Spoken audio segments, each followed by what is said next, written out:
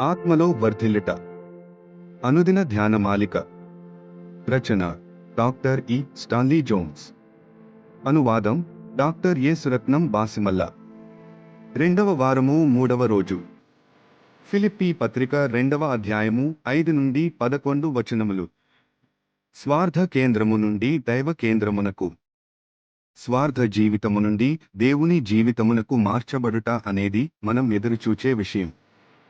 ఈ లోకంలో సహజంగా మనం వినేవి నిన్ను నీవు తెలుసుకునుము, నీకు నీవు సాధన చేసుకునుము, నిన్ను నీవు వ్యక్తపరచుకునుము. ఇలాంటివి కొంతకాలము పనిచేస్తాయి. నిన్ను వ్యతిరేక భావము నుండి ప్రత్యేకపరుస్తాయి. ఇంతవరకు మంచిదే కాని ప్రారంభ ఉత్తేజము తరువాత అవి అంతర్ధానమైపోతాయి.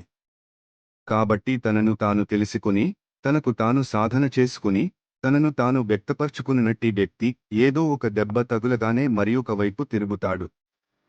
దైవత్వము కూడా స్వార్థమును త్యజించుట అను చట్టము యొక్క పరిధిలోనే పనిచేస్తుంది. దైవత్వములో కేంద్రమైంది ఏమనగా ఆయన తన్ను తాను రిక్తునిగా చేసుకున్నాడు. ఫిలిప్పీ 2:7. కాబట్టి దేవుడు ఆయనను అధికముగా హెచ్చించెను. ఫిలిప్పీ 2:11. నీ జీవితమును పోగొట్టుకుంటే మరల దానిని పొందగలవు. విత్తనము చనిపోతుంది కాని దానిలో నుండి జీవం గల మొక్క బయటికొస్తుంది. నా ప్రసంగము ద్వారా క్రీస్తు ప్రభువు ఒక స్త్రీతో ఇలా మాట్లాడాడు. నీవు బయటకు వస్తే నేను నీతో మాట్లాడుతాను.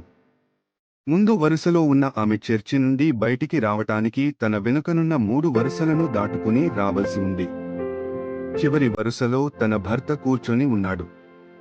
తన భర్తను కూడా దాటుకుని చర్చి నుండి బయటికి రావటానికి కొంత సందేహించింది. కాని దేవుని ఆత్మ ఆమెను బలవంతపెట్టింది.